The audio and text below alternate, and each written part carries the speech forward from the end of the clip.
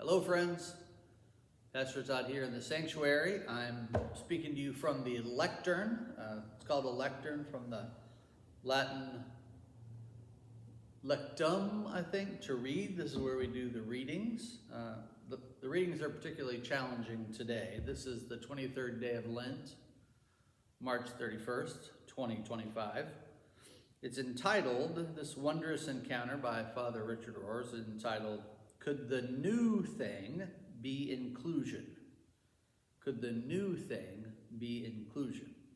Here are your two readings, Isaiah 65, 17 to 21, John 4, 43 to 54. Isaiah 65, 17 to 21, John 4, 43 to 54. So go and read those few verses and come back. Here's what Father Rohr has to say. There is not a clear and evident connection between the two readings today. Just plenty of opportunities for the reader to make the connections themselves. Let's try this one. Most of us have been led to believe that prophets foretell the future. That is true, but it is also misleading. It is not the point here. Prophets are seers of the big patterns. They see what is always and forever true. Prophets like Isaiah know how God acts by watching and listening. And they have no doubt about the meta-narratives, the real story that is always going on inside of our little stories.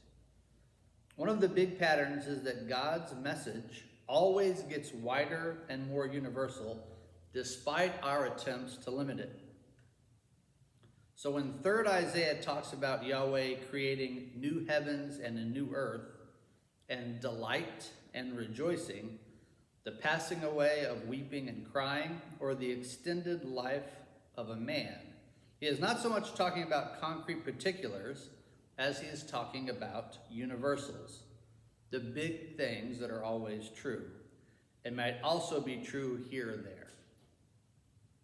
It seems that ancient peoples had a larger sense of history and truth than we do. Maybe they were just more patient in seeing the big patterns unfold.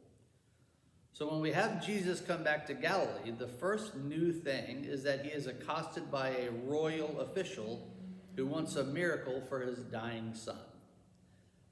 Now, for a non-Jew of the nobility to trust an itinerant Jewish healer with no formal credentials is certainly a breakthrough into newness. The official trusts Jesus at his word with no evidence at hand. When the official returns home, his weeping is indeed turned into delight, and we have one of the few examples of non-local healing in Jesus' ministry. There is no mention whatsoever of any checklist of beliefs, no correct loyalty systems, no asking whether the royal official is in his first marriage or whether he has made a good confession of his sins. It seems really rather irresponsible of Jesus. The whole story seems to be an illustration of the opening line, a prophet gets no respect from his own. That's John 4:44. Who are often asking the wrong questions, it seems. As it comes to be expected in the Gospels, it is the outsider who invariably gets it, while the insiders will largely continue to fight him as they defend much smaller truths. I like that turn of phrase. As it comes to be expected in the Gospels, it is the outsider who invariably gets it, while the insiders will largely continue to fight him as they defend much smaller truths. The circle of the biblical revelation keeps widening to create that new earth of Isaiah. And within a century, a people who will call themselves Catholic, little c, or universal. Here comes everybody. One wonders how we ever made religion into any kind of exclusionary system whatsoever when the vast majority of Jesus' healings seem to happen to the excluded ones and maybe even the unworthy ones. So here's some excerpts from Isaiah 65, 17 and 18. The things of the past shall not be remembered or come to mind. Instead, there shall always be rejoicing and happiness in what I create. And John 4:50 and 53, the man puts his trust in the word that Jesus has spoken to him and set off for home. He and his whole household thereupon became believers.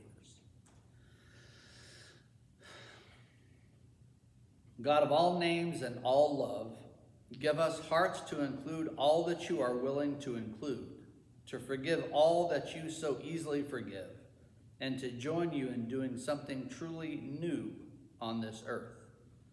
Amen. See you tomorrow.